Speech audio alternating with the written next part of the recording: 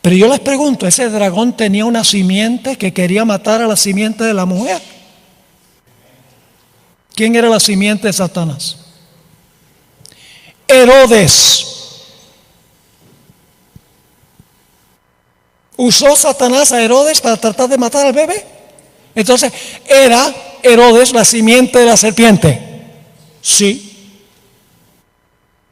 Dice en Mateo el capítulo 2 y el versículo 16, hablando de Herodes, dice Herodes entonces, cuando se vio burlado por los magos, se enojó mucho y mandó a matar a todos los niños menores de 2 años que había en Belén y en todos sus alrededores, conforme al tiempo que había inquirido de los magos.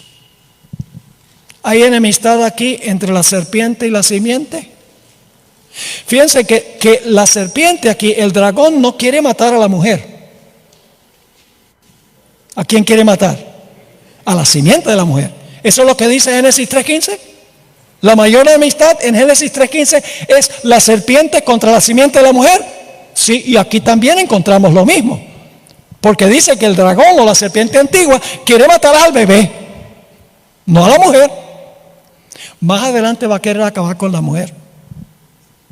A eso vamos en unos momentos. Así que hemos encontrado hasta ahora una mujer, una serpiente, una simiente de la mujer, enemistad.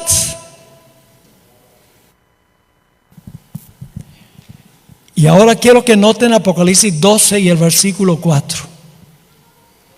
Hablando del dragón dice: y su cola arrastraba la tercera parte de las estrellas del cielo. Este dragón es el mismo diablo que fue echado del cielo. Su cola arrastraba la tercera parte de las estrellas del cielo y las arrojó sobre la tierra. Y el dragón se paró frente a la mujer que estaba para dar a luz, a fin de devorar a su hijo tan pronto como naciese. ¿Contra quién es especialmente la enemistad de la serpiente o el dragón? Contra la simiente de la mujer primero. Tenemos entonces los 5 elementos de Génesis 3:15. ¿Hay enemistad? Sí. ¿Hay una serpiente? Sí. ¿Hay una mujer? Sí. ¿Hay una simiente de la mujer? Sí. ¿Hay una simiente de la serpiente? También sí. ¿Quién ganó? ¿Pudo el dragón herir a la simiente de la mujer? ¿Pudo herirlo? Claro que sí. Lo hirió al final de su vida cuando fue crucificado. Pero Jesús resucitó. Es decir, la simiente de la mujer ganó. ¿Y cómo sabemos eso? Vamos a leer el versículo 5. Ella dio a luz un hijo varón. Dicho sea de paso, no conozco ningún hijo que no sea varón. Se recalca que es masculino, la simiente. Dice: ella dio a luz un hijo varón que regirá con vara de hierro a todas las naciones, y su hijo fue arrebatado para Dios y para su trono. ¿Quién ganó? La simiente de la mujer, porque fue arrebatado a Dios y a su trono, sobrevivió, ganó. Así que tenemos el periodo del Antiguo Testamento en Apocalipsis 12. No dice león, oso, leopardo, pero la mujer es la iglesia del Antiguo Testamento porque la simiente no ha nacido todavía. Y luego tenemos la cuarta bestia. Apocalipsis 12 comienza con la cuarta bestia. Y solamente menciona de paso que el Antiguo Testamento representa a la mujer. Y entonces Jesús nace durante el periodo del Imperio Romano. ¿Cuál sería la siguiente etapa? ¿Le parecen los 10 cuernos? Este dragón, ¿cuántos cuernos tiene? Tiene 10. Ahora, quiero explicarles algo. Esto es muy importante. La gente dice: sí, pero cuando se muestra el dragón en Apocalipsis el capítulo 12, dice que ya tiene los 10 cuernos. No dice que los cuernos se levantaron después que la cuarta bestia gobernó por un tiempo. Y es cierto. Pero tenemos que comparar Apocalipsis 12 y 13 con Daniel 7. Daniel 7 sí da la secuencia. Daniel 7 dice que primero es la cuarta bestia, luego se levantan los 10 y luego entonces se levanta el cuerno pequeño. Así que tenemos que interpretar Apocalipsis 12 y 13 a la luz de la secuencia que da el libro de Daniel. Tenemos que comparar un texto con otro texto. Es como, por ejemplo, les doy otro ejemplo de esto, donde se presenta el dragón con los 10 cuernos como si se hubieran levantado al mismo tiempo. Les doy un ejemplo de cómo sucede esto en otra parte. En Daniel capítulo 7 dice que el leopardo tiene 10 cabezas, tiene 4 cabezas.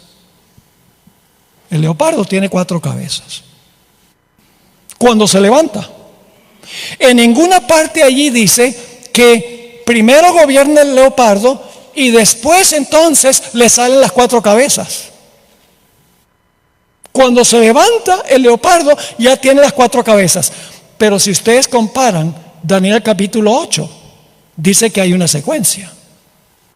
En Daniel 8 ya no es un leopardo que representa esa nación, sino un macho cabrío. Se levanta un macho cabrío y tiene un cuerno, que es el primer rey Alejandro Magno, y luego dice que el cuerno es quebrado y le salen 4. Claramente, los 4 cuernos representan lo mismo que las 4 cabezas. Pero Daniel 8 nos explica que las 4 cabezas se levantan después que ha gobernado el reino por un tiempo. ¿Me están entendiendo o no? Así que tenemos el dragón y luego tenemos los 10 cuernos del dragón. ¿Cuál sería el próximo poder que esperaríamos? ¿Cuál sería el próximo poder? ¿Les parece que el cuerno pequeño? ¿El periodo del cuerno pequeño les parece razonable? Sí. Porque ya vimos, Antiguo Testamento, Babilonia, Medo-Persia y Grecia. Imperio Romano, cuando nace el niño. Luego le salen 10 cuando comparamos Daniel capítulo 7, 23 y 24. El siguiente poder tiene que ser el cuerno pequeño. O la bestia. Vamos al versículo 6 de Apocalipsis, el capítulo 12. Esto es inmediatamente después que la simiente de la mujer es arrebatado a Dios y a su trono. Y la mujer huyó al desierto. Ahora, ¿contra quién se va a lanzar el dragón o la serpiente? No pudo con la simiente de la mujer, así que dice, me voy tras la mujer. También eso está en Génesis 3:15. La enemistad es entre la serpiente y la mujer también, pero primero con la simiente de la mujer. Pero ahora dice, perdí a la simiente, ahora me voy a lanzar contra la mujer que trajo al mundo la serpiente, la simiente. Así que dice, la mujer huyó al desierto. Ahora quiero que recuerden estos detalles. Donde tiene lugar preparado por Dios para que allí la sustenten por 1260 días. ¿Cuáles son los elementos de este versículo? Mujer huye al desierto, a un lugar preparado por Dios, donde Dios la sustenta 1260 días. Ahora vamos al versículo 14 para ver si es paralelo. Se le dieron a la mujer las 2 alas de la gran águila para que volase de delante de la serpiente. ¿A dónde? Al desierto, a su lugar, donde es sustentada. Los mismos elementos del versículo 6, ¿sí o no? Los mismitos. Porque hay una mujer, dice, huye al desierto, a su lugar, donde es sustentada, pero el periodo de tiempo se explica con diferente terminología. Mientras que en el versículo 6 dice que la mujer huyó por 1260 días, que son años, el versículo 14 dice, donde es sustentada por un tiempo, tiempos y la mitad de un tiempo. La misma expresión de Daniel 7, del cuerno pequeño. ¿Estamos siguiendo la misma secuencia? ¿Sí o no? La misma. Daniel 7, Apocalipsis 12 y Apocalipsis 13 son paralelos y se deben interpretar en forma histórica, un evento tras otro en sucesión sin interrupción. Pero ahora quiero que noten algo muy interesante. El versículo 15 amplía lo que pasa cuando la mujer huye. Y la serpiente arrojó de su boca tras la mujer agua como un río para que fuese arrastrada por el río. Esto está hablando de lo que ocurrió durante los 1260 años, durante tiempo, la mitad de un tiempo. ¿Qué fue lo que hizo el dragón o la serpiente? Escupió de su boca aguas como un río con el fin de ahogar a la mujer. ¿Qué representan las aguas? Muchedumbres, naciones, lenguas y pueblos. Satanás sigue usando instrumentos, sigue usando su simiente. Usó a las naciones, lenguas y pueblos de Europa persiguiendo a la mujer con el fin de ahogarla, de matarla.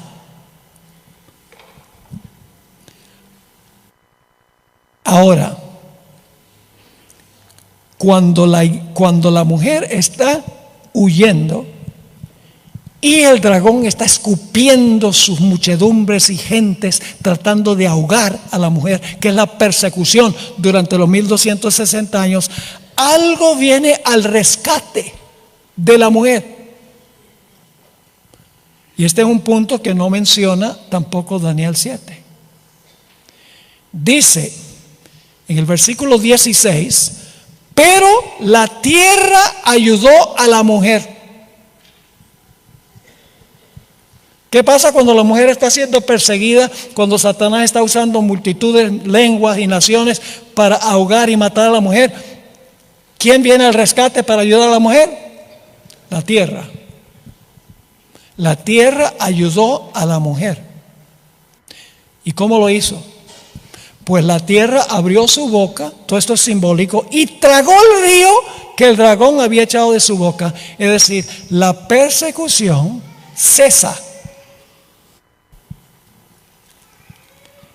¿Qué representa aquí la tierra? Es la pregunta clave.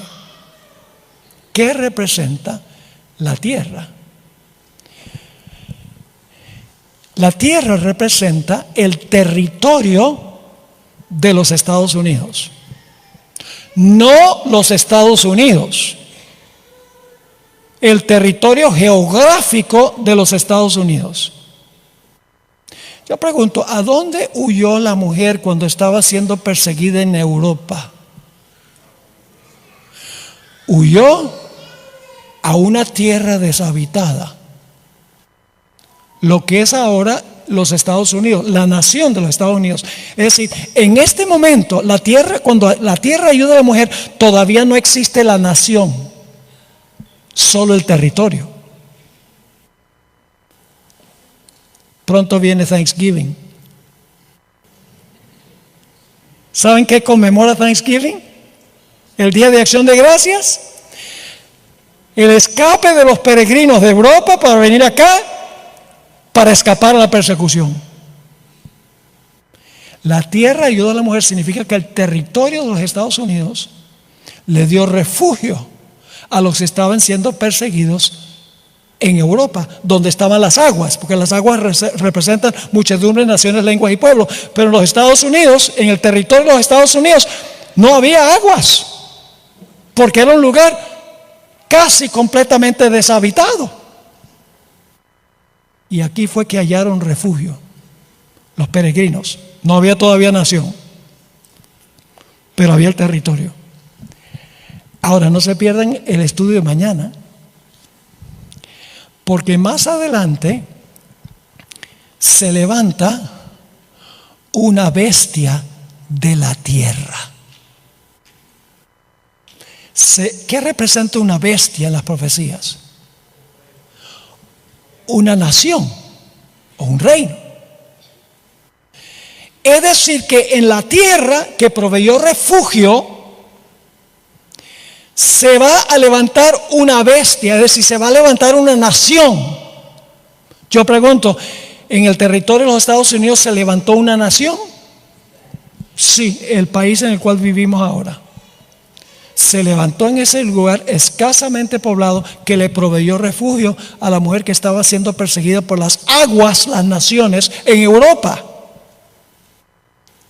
Mañana vamos a estudiar sobre la bestia que tenía 2 cuernos como de cordero.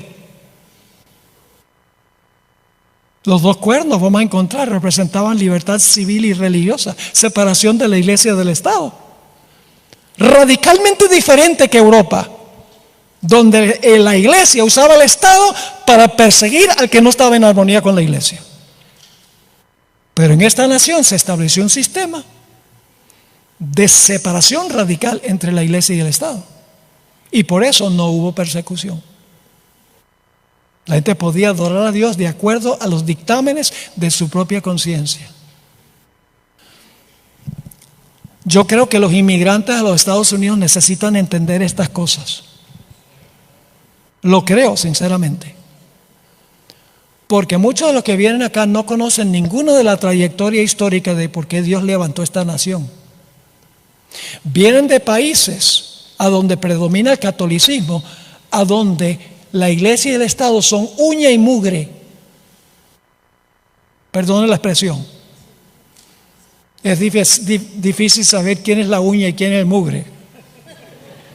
Porque cuando se juntan, viene persecución. Y mañana vamos a hablar de la primera enmienda de la Constitución, los 2 cuernos como de cordero. Es decir, en el territorio que le dio refugio a los que estaban siendo perseguidos por el río de muchedumbres, se levanta una nación que al principio garantiza libertad civil y religiosa. Pero ahora escuchen lo que dice Apocalipsis 13:3. Hablando de la bestia que perseguía durante 1260 años, usando a las naciones de Europa, dice que recibió una ¿qué? Versículo 3 del capítulo 13 dice: vi una de sus cabezas como herida de muerte. Y como recibe la herida mortal, y mañana vamos a hablar de la herida mortal, hay un tema completo sobre la herida mortal. La gente entiende mal lo que es la herida mortal que recibió el papado en 1798, cuando el papa fue llevado cautivo. Dicen es la iglesia católica la que recibió la herida mortal. La iglesia católica no recibió la herida mortal. El papado recibió la herida mortal. No son igual. Yo pregunto, en 1798, cuando el Papa fue llevado cautivo, ¿los padres dejaron de llevar a sus bebés para bautizarlos en la iglesia?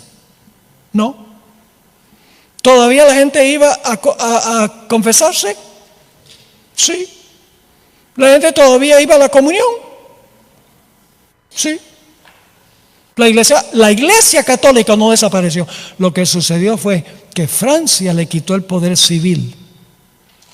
Ya no podía usar el poder civil, no podía usar el poder del Estado. Entonces, ¿cuál es el sanamiento de la herida? Cuando el papado recupera la capacidad de usar el poder del Estado, como hizo en Europa durante los 1260 años. ¿Me están entendiendo? Estoy adelantando un poco. Mañana vamos a estudiar cosas tremendas. Mañana tenemos 4 temas. Así que traigan la almohada y la cobija. No para dormir por la mañana, no. Ahora yo pregunto, Daniel 7 dice que el cuerno pequeño iba a recibir una herida mortal. No. Dice que se le iba a sanar la herida mortal, Daniel 7, al cuerno pequeño, no. Pero Apocalipsis sí lo dice. Apocalipsis 13 expande lo que dice Daniel 7. Da más luz, más información. Ahora, fíjense algo interesante aquí. Vamos a leer Apocalipsis 13:11. Después vi otra bestia que subía de la tierra, es decir, el territorio que le dio refugio a la mujer que estaba siendo perseguida. Y tenía 2 cuernos semejantes a los de un cordero, pero ahora escuchen algo pasa aquí. Pero hablaba como un dragón. ¡Wow! ¿Cuándo va a hablar como un dragón? Cuando le devuelva el poder al poder papal. Mañana vamos a estudiar esto en detalle. Quiero nada más ahora que tengan la perspectiva, el panorama. Parece mentira que la nación que en su constitución estableció la separación de la iglesia del Estado y libertad civil y religiosa sería el poder que le iba a restaurar al papado el poder que perdió cuando recibió la herida mortal. Escuchen bien, ¿cómo se aira el dragón contra la mujer? Usando su simiente. ¿Y saben cuál va a ser la simiente de Satanás? Este país. Este país va a ser su simiente. ¿Y sabe contra quién va a guerrear? Contra la simiente de la mujer. Hoy pregunto, ¿quién es la simiente de la mujer? Esto lo estudiamos ya. ¿Quién es la simiente de la mujer? El niño, Jesús. Pero la guerra final, fíjense lo que dice Apocalipsis 12:17. Entonces el dragón se llenó de ira contra la mujer, porque la tierra ayudó a la mujer. El dragón se llenó de ira contra la mujer. Así que tenemos un dragón, en el versículo 17. Tenemos enemistad, su ira. Contra la mujer, el tercer elemento. Se fue a hacer guerra. ¿Contra quién? Me gusta la traducción de la versión antigua. Contra el remanente de la simiente de ella. Ahora, ¿qué significa eso? El remanente de la simiente de ella. ¿Quién es la simiente de ella? Ya hemos visto en Apocalipsis 12 quién es la simiente de la mujer. Jesús. Entonces yo pregunto, ¿quién es, según este texto, quién es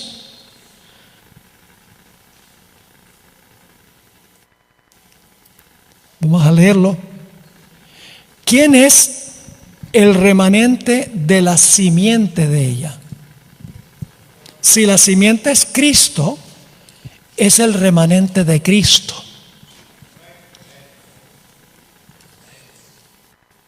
La simiente de la simiente, ¿ve?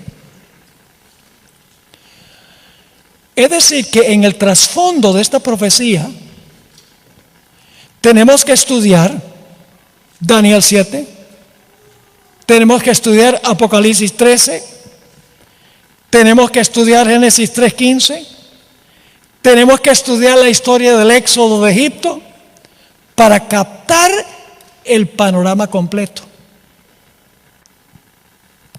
Ahora, nuestro último punto de esta noche. Vamos a resumir lo que dice Apocalipsis 12.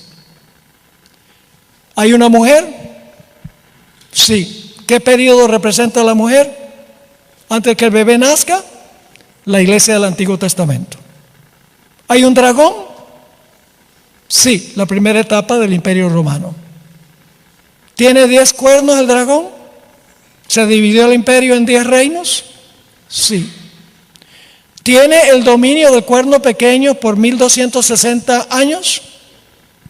La misma secuencia. ¿Recibe este poder una herida mortal? ¿Queda fuera de comisión porque la tierra ayuda a la mujer?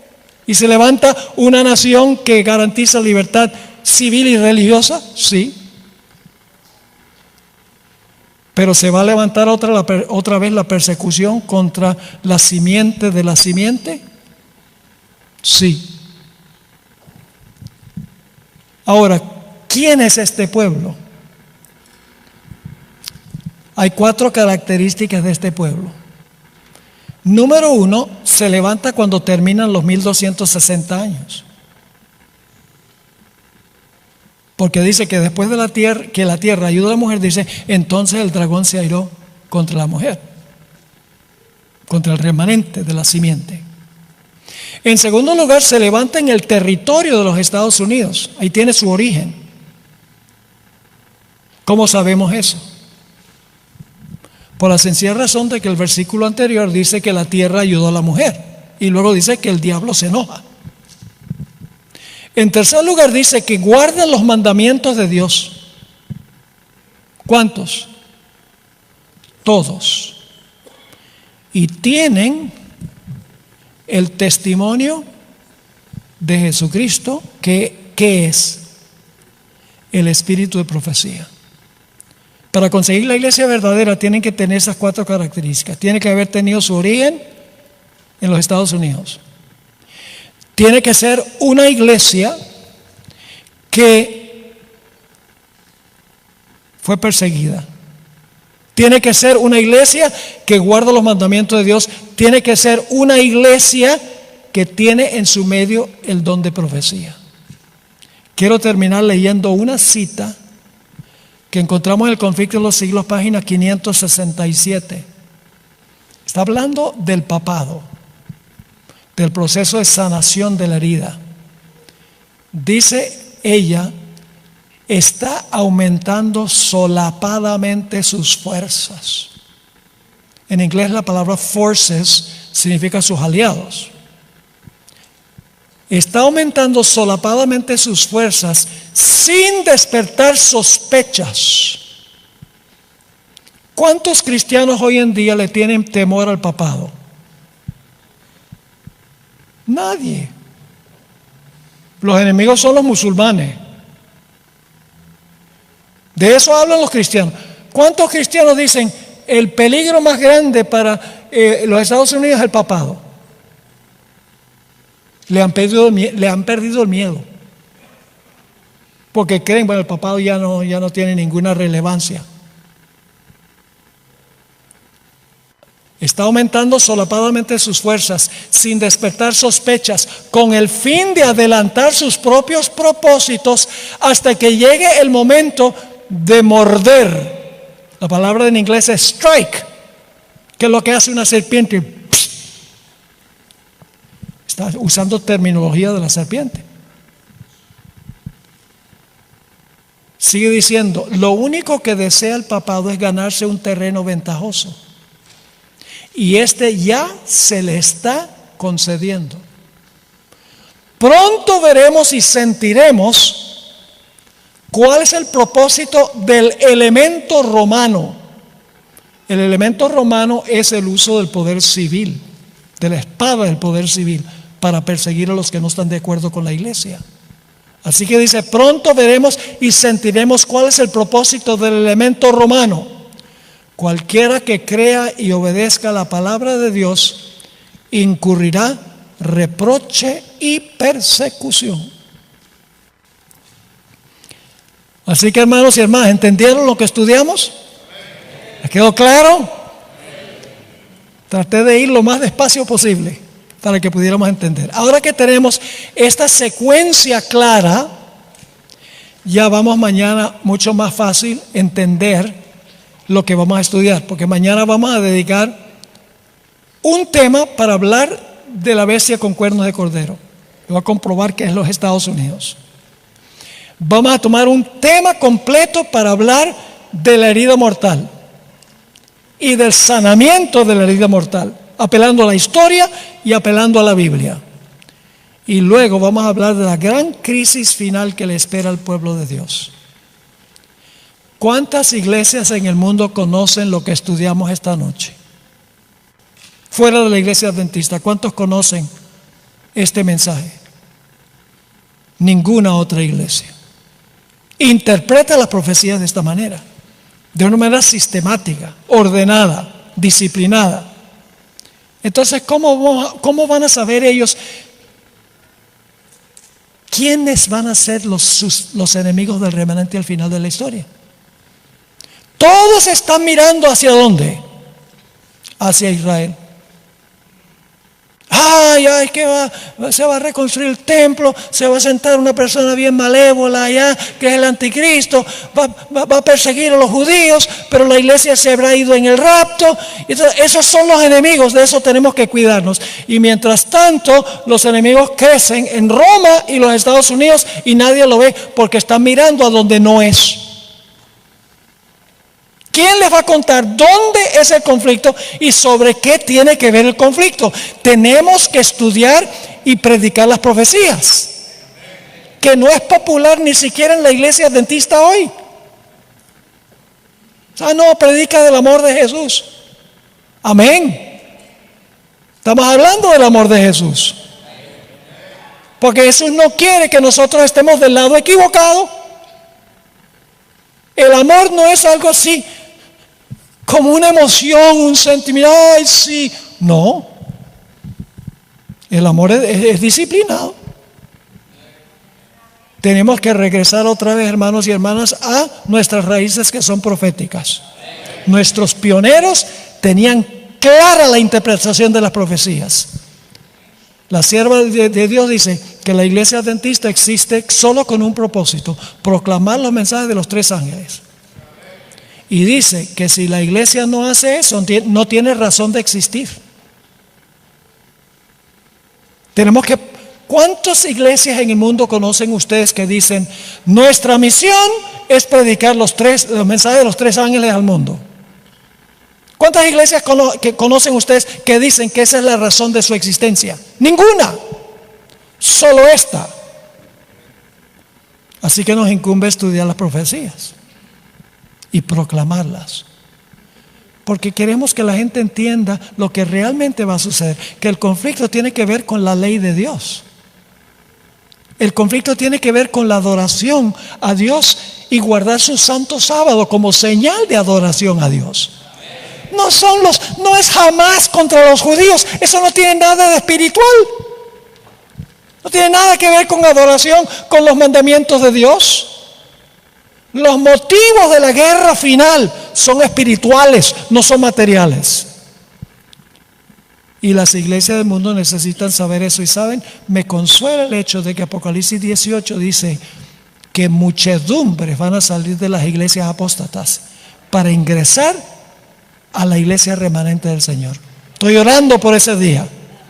Pero para eso tenemos que explicarles las profecías y hacerles la invitación: salid de ella, pueblo mío. Capítulo 26. Del libro Seguridad y paz en el conflicto de los siglos. Los Estados Unidos en la profecía. Fue abierto el templo de Dios en el cielo, y fue vista en su templo el arca de su pacto. Apocalipsis 11, 19. El arca del pacto de Dios está en el lugar santísimo, en el segundo departamento del santuario. En el servicio del tabernáculo terrenal, que servía de mera representación y sombra de las cosas celestiales, este departamento solo se abría en el gran día de las expiaciones para la purificación del santuario. Por consiguiente, la proclamación de que el templo de Dios fue abierto en el cielo y fue vista el arca de su pacto, indica que el lugar santísimo del santuario celestial fue abierto en 1844, cuando Cristo entró en él para consumar la obra final de la expiación.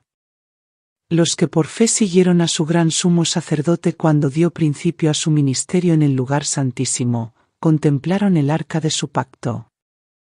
Habiendo estudiado el asunto del santuario, llegaron a entender el cambio que se había realizado en el ministerio del Salvador, y vieron que éste estaba entonces oficiando como intercesor ante el arca de Dios, y ofrecía su sangre en favor de los pecadores.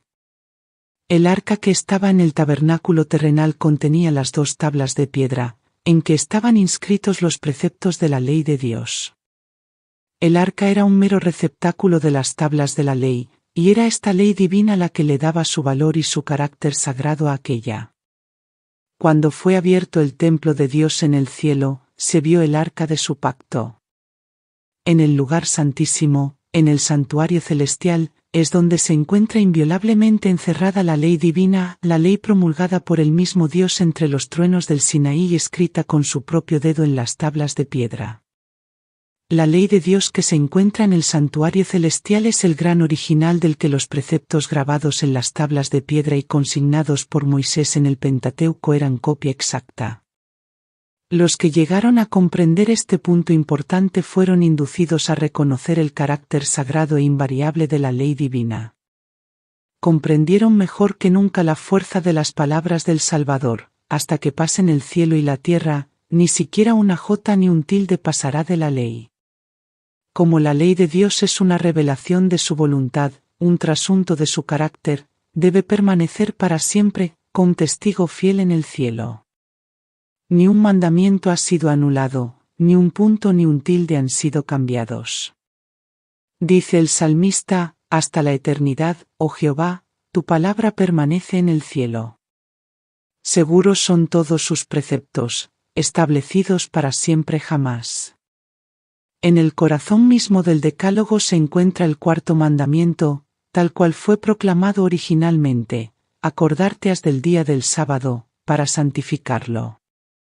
6 días trabajarás, harás toda tu obra, mas el 7.º día será sábado a Jehová tu Dios. No hagas obra ninguna, tú, ni tu hijo, ni tu hija, ni tu siervo, ni tu criada, ni tu bestia, ni tu extranjero, que está dentro de tus puertas. Porque en 6 días hizo Jehová los cielos y la tierra, la mar y todas las cosas que en ellos hay, y en el día 7.º reposó. Por tanto Jehová bendijo el día del sábado, y lo santificó.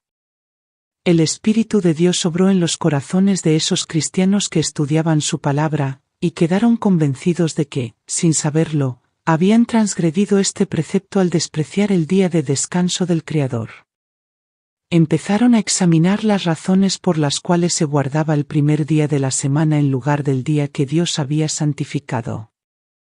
No pudieron encontrar en las Sagradas Escrituras prueba alguna de que el 4.º mandamiento hubiese sido abolido o de que el día de reposo hubiese cambiado. La bendición que desde un principio santificaba el 7.º día no había sido nunca revocada. Habían procurado honradamente conocer y hacer la voluntad de Dios. Al reconocerse entonces transgresores de la ley divina, sus corazones se llenaron de pena, y manifestaron su lealtad hacia Dios guardando su santo sábado. Se hizo cuanto se pudo por conmover su fe. Nadie podía dejar de ver que si el santuario terrenal era una figura o modelo del celestial, la ley depositada en el arca en la tierra era exacto trasunto de la ley encerrada en el arca del cielo. Y que aceptar la verdad relativa al santuario celestial envolvía el reconocimiento de las exigencias de la ley de Dios y la obligación de guardar el sábado del 4.º mandamiento. En esto estribaba el secreto de la oposición violenta y resuelta que se le hizo a la exposición armoniosa de las Escrituras que revelaban el servicio desempeñado por Cristo en el santuario celestial. Los hombres trataron de cerrar la puerta que Dios había abierto y de abrir la que él había cerrado. Pero, el que abre, y ninguno cierra, y ninguno abre, había declarado: he aquí, he puesto delante de ti una puerta abierta, la cual nadie podrá cerrar. Cristo había abierto la puerta, o ministerio, del lugar santísimo, la luz brillaba desde la puerta abierta del santuario celestial, y se vio que el 4.º mandamiento estaba incluido en la ley allí encerrada. Lo que Dios había establecido, nadie podía derribarlo. Los que habían aceptado la luz referente a la mediación de Cristo y a la perpetuidad de la ley de Dios, encontraron que estas eran las verdades presentadas en el capítulo 14 del Apocalipsis. Los mensajes de este capítulo constituyen una triple amonestación, véase el apéndice, que debe servir para preparar a los habitantes de la tierra para la segunda venida del Señor. La declaración, Ha llegado la hora de su juicio, indica la obra final de la actuación de Cristo para la salvación de los hombres. Proclama una verdad que debe seguir siendo proclamada hasta el fin de la intercesión del Salvador y su regreso a la tierra para llevar a su pueblo consigo.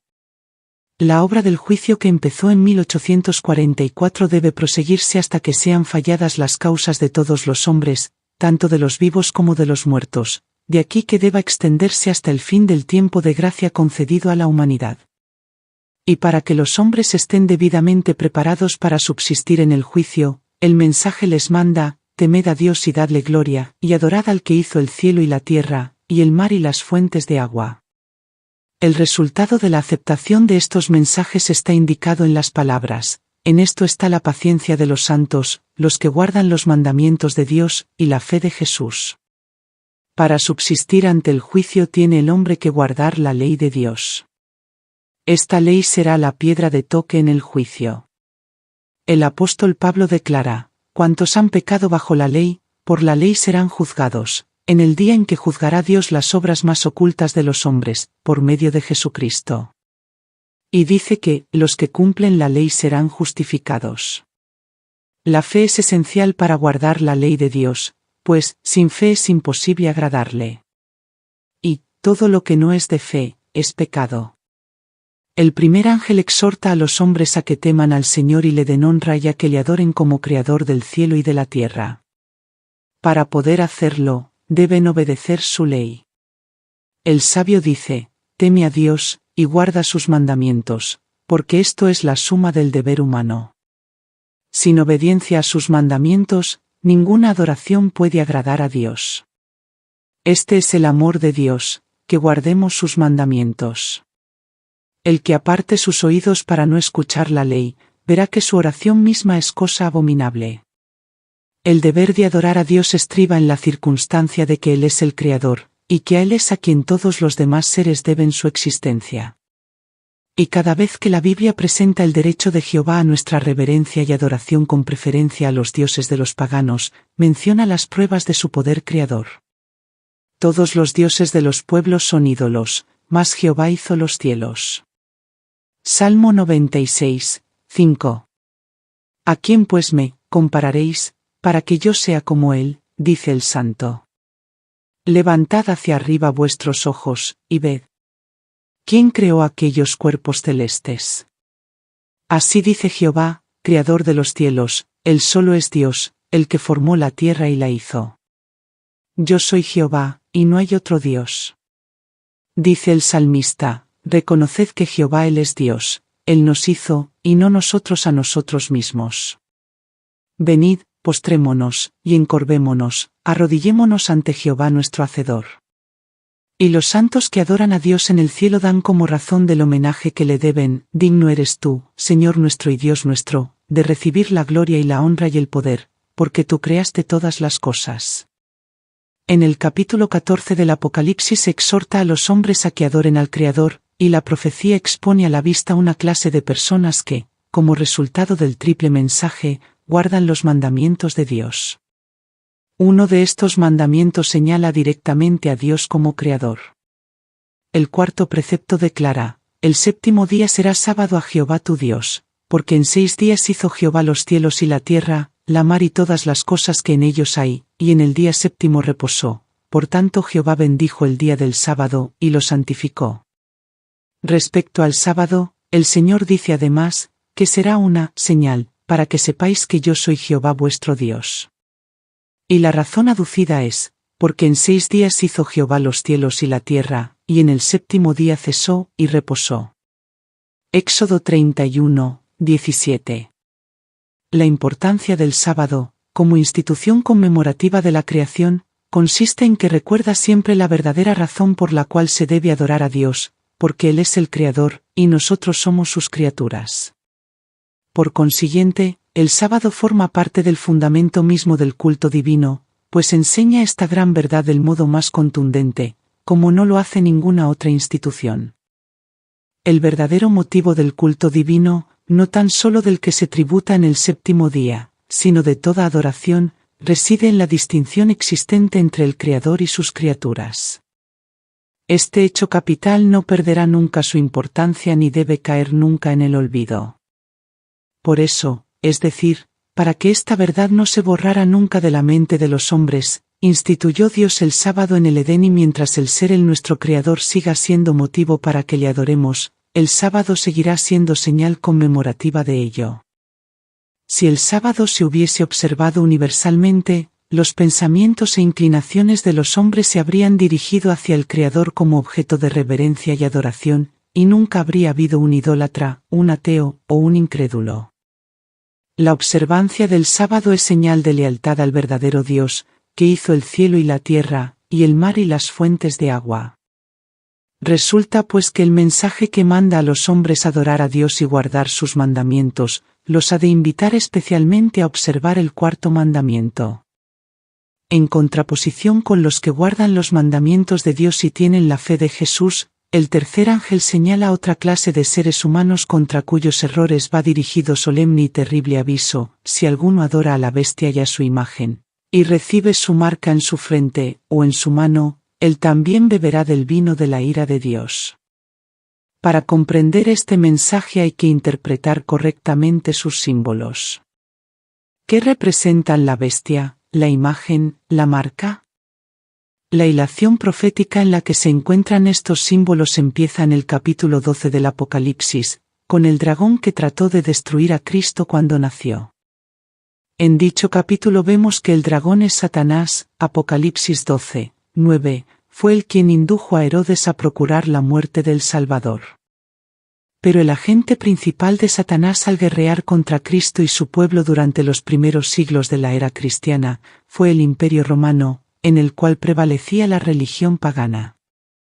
Así que si bien el dragón representa primero a Satanás, en sentido derivado es un símbolo de la Roma pagana. En el capítulo 13, se describe otra bestia, parecida a un leopardo, a la cual el dragón dio su poder y su trono, y grande autoridad. Este símbolo, como lo han creído la mayoría de los protestantes, representa al papado, el cual heredó el poder y la autoridad del antiguo Imperio Romano. Se dice de la bestia parecida a un leopardo: le fue dada una boca que hablaba cosas grandes y blasfemias. Y abrió su boca para decir blasfemias contra Dios, para blasfemar su nombre y su tabernáculo y a los que habitan en el cielo. Y le fue permitido hacer guerra contra los santos y vencerlos, y le fue dada autoridad sobre toda tribu y pueblo y lengua y nación. Esta profecía, que es casi la misma que la descripción del cuerno pequeño en Daniel 7, se refiere sin duda al papado. Le fue dada autoridad para hacer sus obras 42 meses. Y dice el profeta: vi una de sus cabezas como si hubiese sido herida de muerte. Y además, si alguno lleva en cautiverio, al cautiverio irá; si alguno mata con espada, es preciso que él sea muerto a espada. Los 42 meses son lo mismo que un tiempo y 2 tiempos, y la mitad de un tiempo, 3 años y medio, o 1260 días de Daniel 7, el tiempo durante el cual el poder papal debía oprimir al pueblo de Dios. Este periodo, como fue indicado en capítulos anteriores, empezó con la supremacía del papado, en el año 538 después de Cristo, y terminó en 1798. Entonces, el Papa fue hecho prisionero por el ejército francés, el poder papal recibió su golpe mortal y quedó cumplida la predicción: si alguno lleva en cautiverio, al cautiverio irá. Y aquí preséntase otro símbolo. El profeta dice: vi otra bestia que subía de la tierra, y tenía 2 cuernos semejantes a los de un cordero. Apocalipsis 1 y 11. Tanto el aspecto de esta bestia como el modo en que sube indican que la nación que representa difiere de las representadas en los símbolos anteriores. Los grandes reinos que han gobernado al mundo le fueron presentados al profeta Daniel en forma de fieras, que surgían mientras los 4 vientos del cielo combatían en la gran mar. En Apocalipsis 17, un ángel explicó que las aguas representan pueblos y naciones y lenguas. Los vientos simbolizan luchas. Los 4 vientos del cielo que combatían en la gran mar representan los terribles dramas de conquista y revolución por los cuales los reinos alcanzaron el poder. Pero la bestia con cuernos semejantes a los de un cordero subía de la tierra. En lugar de derribar a otras potencias para establecerse, la nación así representada debe subir en territorio hasta entonces desocupado, y crecer gradual y pacíficamente. No podía, pues, subir entre las naciones populosas y belicosas del viejo mundo, ese mar turbulento de pueblos y muchedumbres y naciones y lenguas. Hay que buscarla en el continente occidental. ¿Cuál era en 1798 la nación del Nuevo Mundo cuyo poder estuviera entonces desarrollándose, de modo que se anunciara como nación fuerte y grande, capaz de llamar la atención del mundo? La aplicación del símbolo no admite duda alguna. Una nación, y solo una, responde a los datos y rasgos característicos de esta profecía. No hay duda de que se trata aquí de los Estados Unidos de Norteamérica. Una y otra vez el pensamiento y los términos del autor sagrado han sido empleados inconscientemente por los oradores e historiadores al describir el nacimiento y crecimiento de esta nación. El profeta vio que la bestia subía de la tierra, y, según los traductores, la palabra dada aquí por subía significa literalmente crecía o brotaba como una planta. Y, como ya lo vimos, la nación debe nacer en territorio hasta entonces desocupado. Un escritor notable, al describir el desarrollo de los Estados Unidos, habla del misterio de su desarrollo de la nada y dice, como silenciosa semilla crecimos hasta llegar a ser un imperio. En un discurso acerca de los peregrinos, fundadores de esta nación, dijo, buscaron un lugar retirado que por su obscuridad resultara inofensivo y seguro en su aislamiento, donde la pequeña iglesia de Leiden pudiese tener libertad de conciencia. He aquí las inmensas regiones sobre las cuales, en pacífica conquista, han plantado los estandartes de la cruz. Y tenía 2 cuernos semejantes a los de un cordero. Los cuernos semejantes a los de un cordero representan juventud, inocencia y mansedumbre, rasgos del carácter de los Estados Unidos cuando el profeta vio que esa nación subía, en 1798. Entre los primeros expatriados cristianos que huyeron a América en busca de asilo contra la opresión real y la intolerancia sacerdotal, hubo muchos que resolvieron establecer un gobierno sobre el amplio fundamento de la libertad civil y religiosa. Sus convicciones hallaron cabida en la Declaración de la Independencia que hace resaltar la gran verdad de que todos los hombres son creados iguales y poseen derechos inalienables a la vida, a la libertad y a la búsqueda de la felicidad. Y la Constitución garantiza al pueblo el derecho de gobernarse a sí mismo y establece que los representantes elegidos por el voto popular promulguen las leyes y las hagan cumplir. Además, fue otorgada la libertad religiosa, y a cada cual se le permitió adorar a Dios según los dictados de su conciencia. El republicanismo y el protestantismo vinieron a ser los principios fundamentales de la nación. Estos principios son el secreto de su poder y de su prosperidad. Los oprimidos y pisoteados de toda la cristiandad se han dirigido a este país con afán y esperanza. Millones han fondeado en sus playas, y los Estados Unidos han llegado a ocupar un puesto entre las naciones más poderosas de la tierra. Pero la bestia que tenía cuernos como un cordero, hablaba como dragón. Y ejerce toda la autoridad de la primera bestia en su presencia. Y hace que la tierra y los que en ella habitan, adoren a la bestia primera, cuya herida mortal fue sanada, diciendo a los que habitan sobre la tierra, que hagan una imagen de la bestia que recibió el golpe de espada, y sin embargo vivió. Los cuernos como de cordero y la voz de dragón del símbolo indican una extraña contradicción entre lo que profesa ser y lo que practica la nación así representada. El hablar de la nación son los actos de sus autoridades legislativas y judiciales. Por esos actos la nación desmentirá los principios liberales y pacíficos que expresó como fundamento de su política.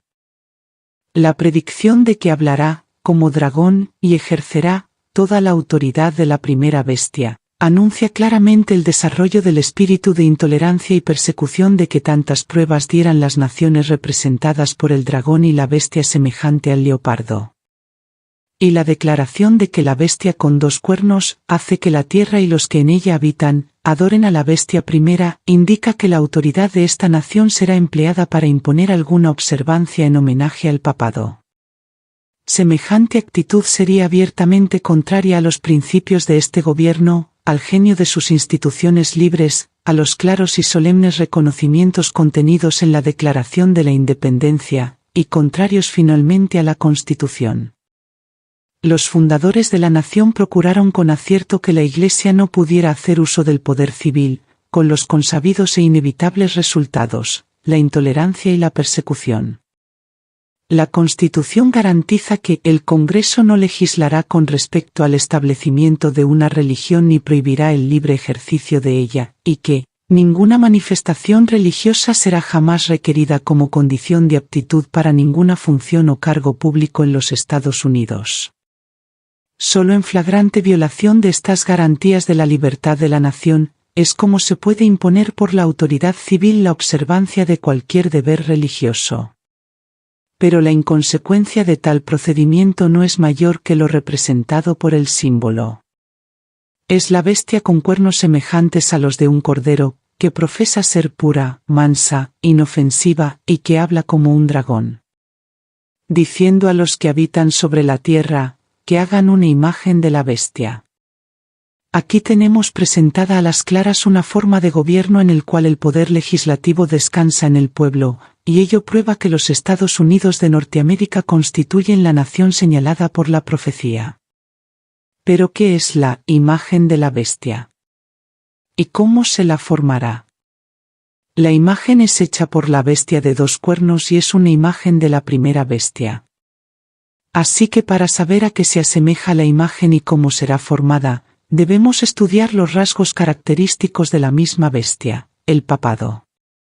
Cuando la Iglesia primitiva se corrompió al apartarse de la sencillez del Evangelio y al aceptar costumbres y ritos paganos, perdió el espíritu y el poder de Dios, y para dominar las conciencias buscó el apoyo del poder civil.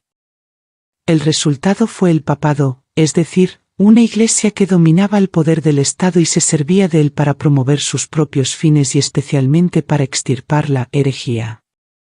Para que los Estados Unidos formen una imagen de la bestia, el poder religioso debe dominar de tal manera al gobierno civil que la autoridad del Estado sea empleada también por la Iglesia para cumplir sus fines.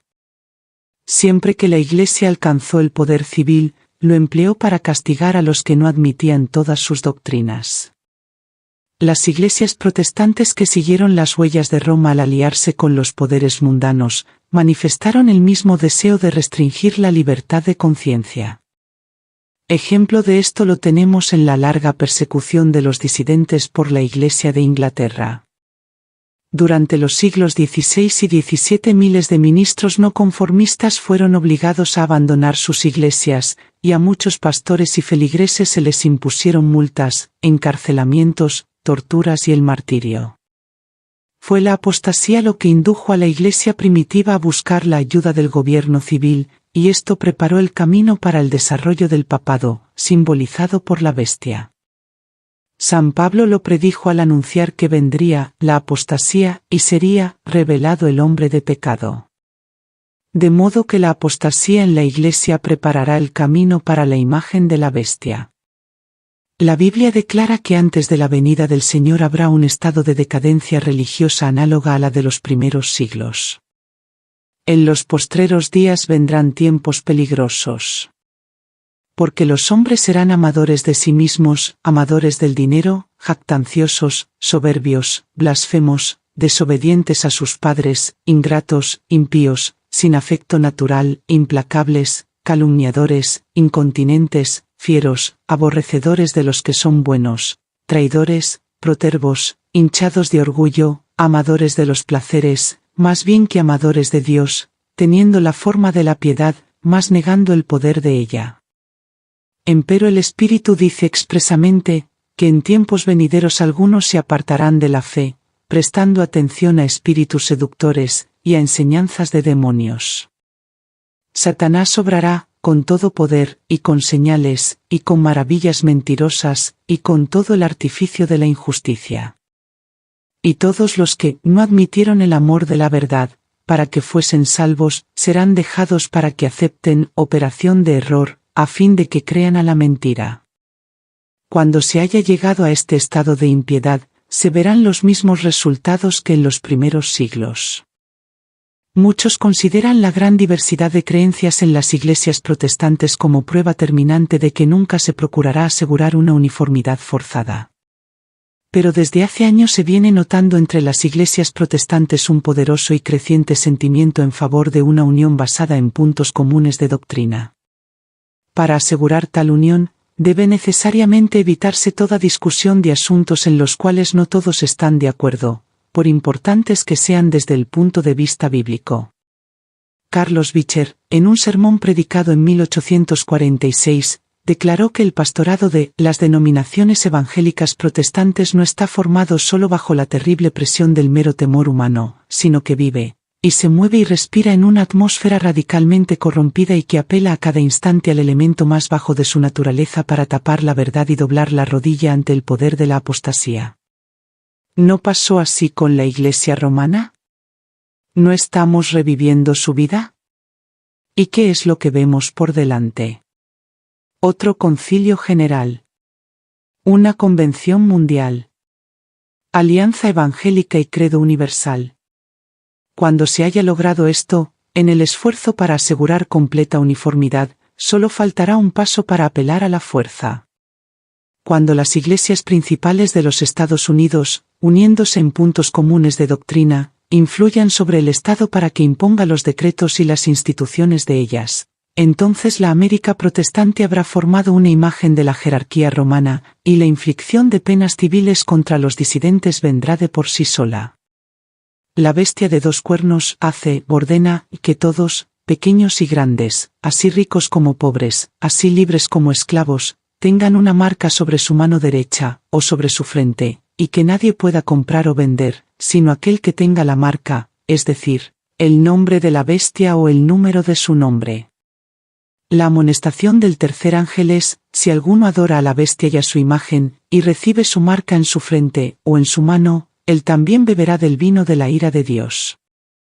La bestia, mencionada en este mensaje, cuya adoración es impuesta por la bestia de dos cuernos, es la primera bestia, o sea la bestia semejante a un leopardo, de Apocalipsis 13, el papado. La imagen de la bestia representa la forma de protestantismo apóstata que se desarrollará cuando las iglesias protestantes busquen la ayuda del poder civil para la imposición de sus dogmas. Queda aún por definir lo que es la marca de la bestia.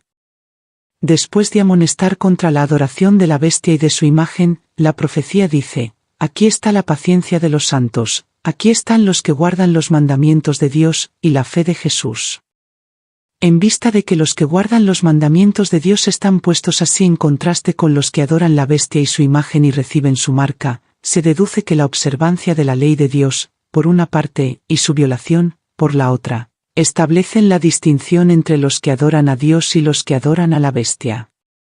El rasgo más característico de la bestia, y por consiguiente de su imagen, es la violación de los mandamientos de Dios. Daniel dice del cuerno pequeño, o sea del papado, pensará en mudar los tiempos y la ley. Y San Pablo llama al mismo poder el hombre de pecado, que había de ensalzarse sobre Dios. Una profecía es complemento de la otra. Solo adulterando la ley de Dios podía el papado elevarse sobre Dios, y quienquiera que guardase a sabiendas la ley así adulterada daría honor supremo al poder que introdujo el cambio. Tal acto de obediencia a las leyes papales sería señal de sumisión al Papa en lugar de sumisión a Dios. El papado intentó alterar la ley de Dios. El segundo mandamiento, que prohíbe el culto de las imágenes, ha sido borrado de la ley, y el cuarto mandamiento ha sido adulterado de manera que autorice la observancia del primer día en lugar del séptimo como día de reposo. Pero los papistas aducen para justificar la supresión del segundo mandamiento, que éste es inútil puesto que está incluido en el primero, y que ellos dan la ley tal cual Dios tenía propuesto que fuese entendida. Este no puede ser el cambio predicho por el profeta. Se trata de un cambio intencional y deliberado. Pensará en mudar los tiempos y la ley. El cambio introducido en el cuarto mandamiento cumple exactamente la profecía. La única autoridad que se invoca para dicho cambio es la de la Iglesia.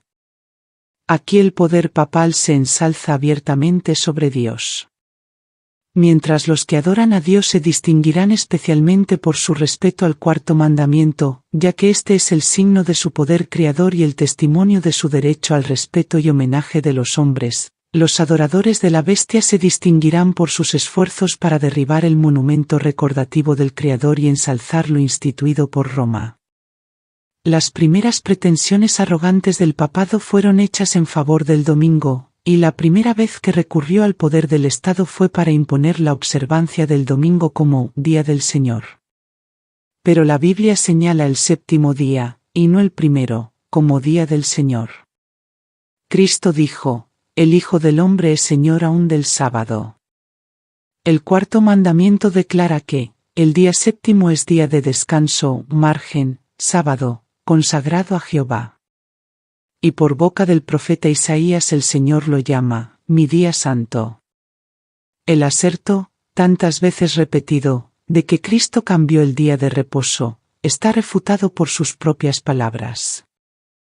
En su sermón sobre el monte, dijo: no penséis que vine para invalidar la ley o los profetas, no vine a invalidar, sino a cumplir. Porque en verdad os digo, que hasta que pasen el cielo y la tierra, ni siquiera una jota ni un tilde pasará de la ley, hasta que el todo sea cumplido. Por tanto, cualquiera que quebrantare uno de estos más mínimos mandamientos, y enseñare a los hombres así, será llamado muy pequeño en el reino de los cielos, mas cualquiera que los hiciere y enseñare será llamado grande en el reino de los cielos. Es un hecho generalmente admitido por los protestantes, que las Sagradas Escrituras no autorizan en ninguna parte el cambio del día de reposo. Esto se confirma en publicaciones de la Sociedad Americana de Tratados y la Unión Americana de Escuelas Dominicales. Una de estas obras reconoce que el Nuevo Testamento no dice absolutamente nada en cuanto a un mandamiento explícito en favor del día de reposo, o a reglas definidas relativas a su observancia. Otra dice: hasta la época de la muerte de Cristo, ningún cambio se había hecho en cuanto al día, y, por lo que se desprende del relato bíblico, los apóstoles no dieron mandamiento explícito alguno que ordenara el abandono del séptimo día, sábado, como día de reposo, ni que se lo observara en el primer día de la semana. Los católicos romanos reconocen que el cambio del día de descanso fue hecho por su Iglesia, y declaran que al observar el domingo los protestantes reconocen la autoridad de ella.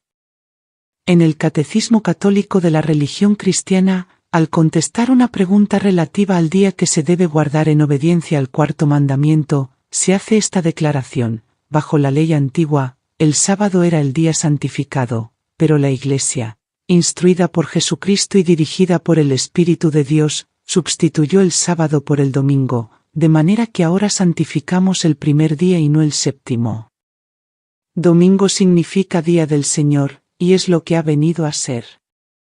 Como signo de la autoridad de la Iglesia Católica, los escritores católicos citan el acto mismo de cambiar el sábado al domingo, cambio en que los protestantes consienten. Porque al guardar estrictamente el domingo, ellos reconocen el poder de la Iglesia para ordenar fiestas y para imponerlas so pena de incurrir en pecado. ¿Qué es, pues, el cambio del día de descanso, sino el signo o marca de la autoridad de la Iglesia romana, la marca de la bestia? La Iglesia romana no ha renunciado a sus pretensiones a la supremacía, y cuando el mundo y las iglesias protestantes aceptan un día de descanso creado por ella, mientras rechazan el día de descanso de la Biblia, acatan en la práctica las tales pretensiones. Pueden apelar a la autoridad de la tradición y de los padres para apoyar el cambio, pero al hacerlo pasan por alto el principio mismo que los separa de Roma, es a saber, que la Biblia, y la Biblia sola es la religión de los protestantes.